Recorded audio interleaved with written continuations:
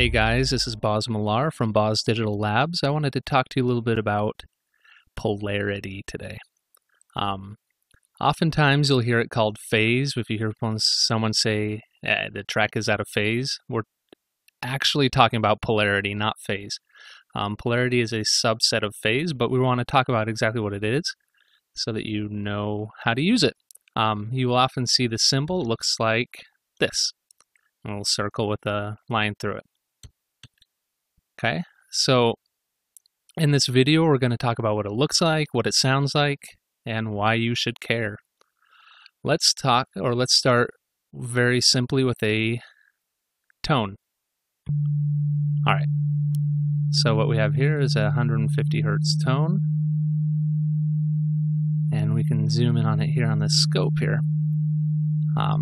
So you'll notice, first thing, let me mute this so we don't have to listen to it. Okay, so you notice we have a sine wave. This is the left channel up here, the right channel down here. You'll notice they're exactly the same. And when you hear it, it sounds like it's coming from the center.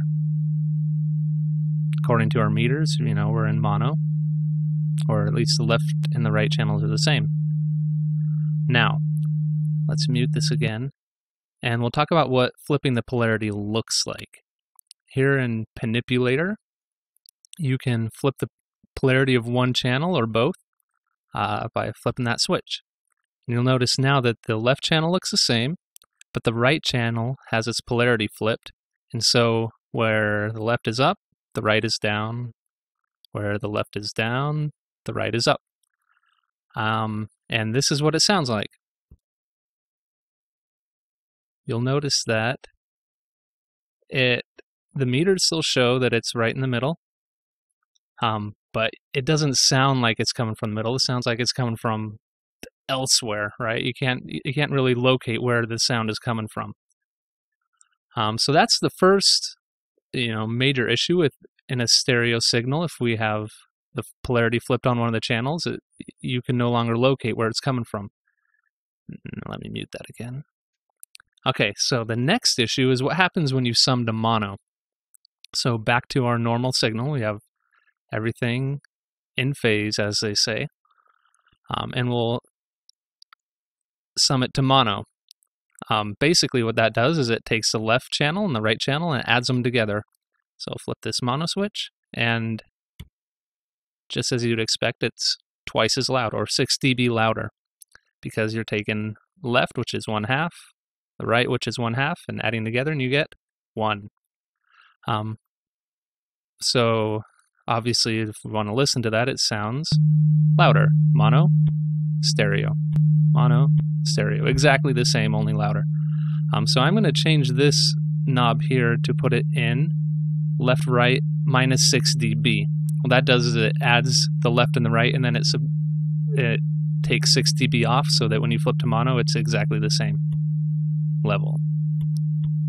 Got that? Easy. All right, now we're going to flip the polarity on one channel. Notice everything just went off to the side. And this time when we sum to mono, it's going to disappear.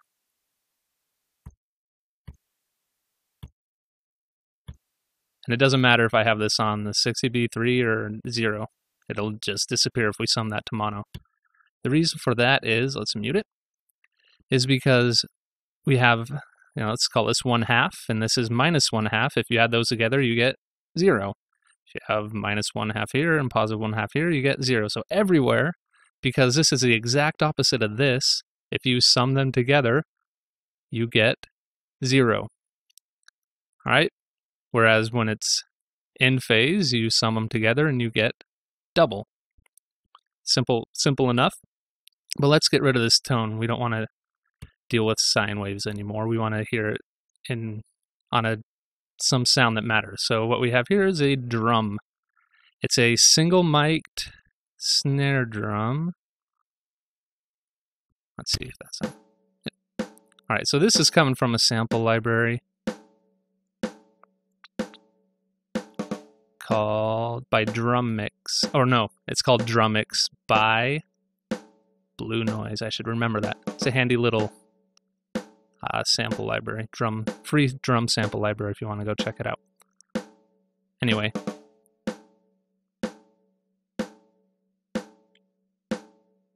Okay, so as you can hear, it's just one mic on a snare, and this is what it looks like if we zoom in. Now, I don't have it summed to mono. I don't have the polarity flipped. Everything is just as it was recorded. Because it's mono, everything on the left and the right is exactly the same. You notice these line up perfectly. Perfect there, perfect there. So whatever you have here is copied to here. Now, if you listen to it, you'll notice it comes from the middle. Let me turn that up a bit. All right.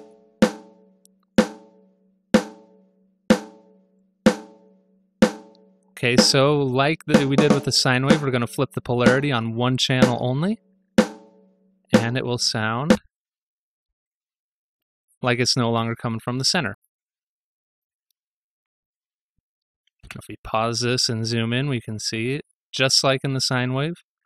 Down is up over here, up is down over here. And what do you think happens when we sum this to mono? It will disappear. Can't hear it because we have the exact opposite thing trying to add it to itself, and so it cancels out. All right, but if we flip this polarity back and play it, we get the same thing.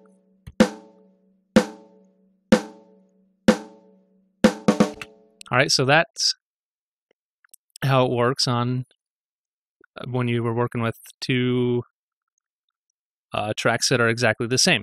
Now, let's change this up a little bit. I'm going to engage another snare mic that was on the same snare, or in stereo now. So you'll notice that we're not exactly the same anymore. I have one pan left and one pan right.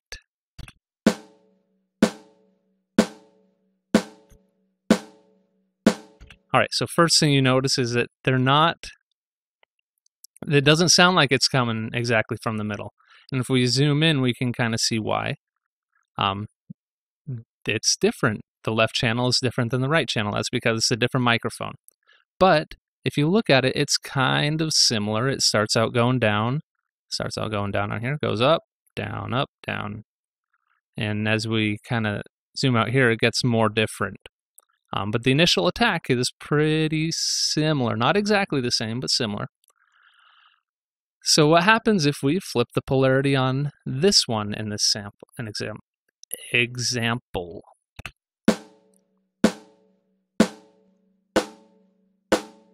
Doesn't sound a whole lot different.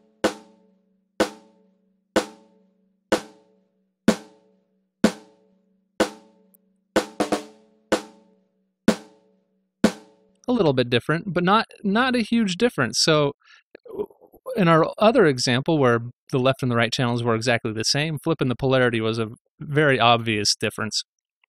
And this one is not quite as obvious. It's a little different, but not the same. But let's look at what happens when we flip the polarity and sum it to mono. So polarity is not flipped, we're gonna sum it to mono. Now I'm going to flip the polarity in one of the channels and see what happens.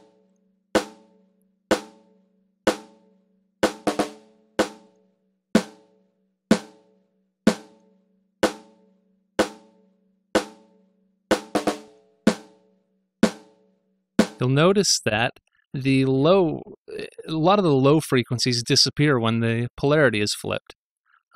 It's a much more obvious difference than when it was in stereo. And mono.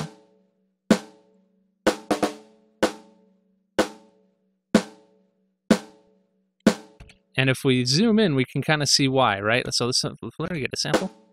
Oh, wait. All right, so let's look at that. So